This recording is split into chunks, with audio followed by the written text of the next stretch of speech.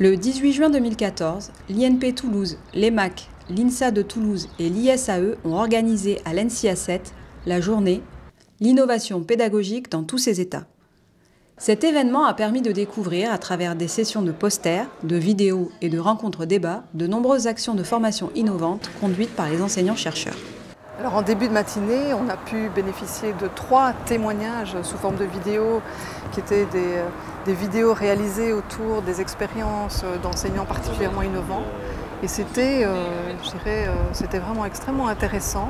Ce sont des enseignants qui déjà travaillent en multidisciplinaire, qui déjà travaillent en équipe d'enseignants, vraiment dans une approche programme, et où on a vu des dispositifs dans lesquels les étudiants étaient vraiment actifs, vraiment mis au service de la résolution de problèmes complexes, et parfois même en équipe avec des étudiants qui sont à l'étranger.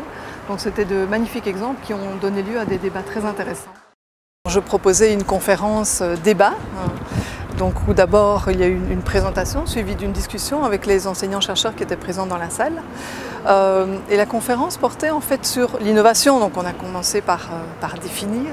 Donc innover pour un enseignant, c'est avant tout chercher à améliorer l'apprentissage de ses étudiants. Alors améliorer l'apprentissage de ses étudiants, on peut le faire de différentes façons et avec différents leviers. Donc on le fait parce qu'on se rend compte que quelque chose ne va pas ou parce que simplement on a entendu parler d'expériences qui pourraient encore enrichir l'apprentissage de nos étudiants. Donc on peut avoir différents moteurs, j'ai cité 6 leviers. Et puis on a approfondi 3 exemples en particulier. Donc 3 grandes thématiques, si on peut dire, dans lesquelles il est possible d'innover et dans lesquelles pas mal d'enseignants ont innové ces 2-3 dernières années.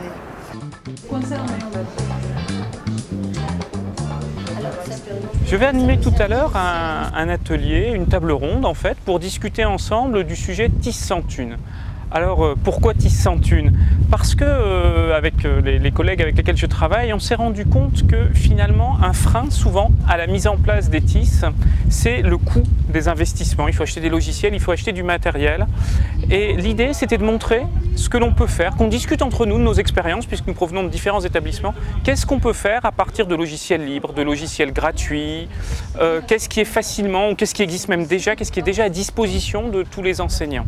Ce dont on se rend compte, c'est que nos étudiants aujourd'hui sont quand même très demandeurs de l'utilisation de ces nouvelles technologies et c'est pour ça que je crois vraiment qu'il faut qu'on passe au TIS. Et donc avec ou sans moyens, il faut qu'on y aille.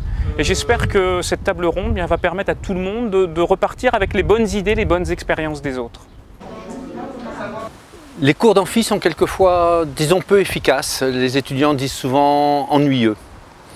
Pourquoi? Peut-être simplement parce qu'on ne donne pas suffisamment de questions et qu'on ne fait pas assez réfléchir les étudiants. Une des solutions consiste à poser des questions à toute la salle d'amphi et à leur demander des réponses. Chacun répond individuellement, mais il faut des moyens statistiques pour le faire.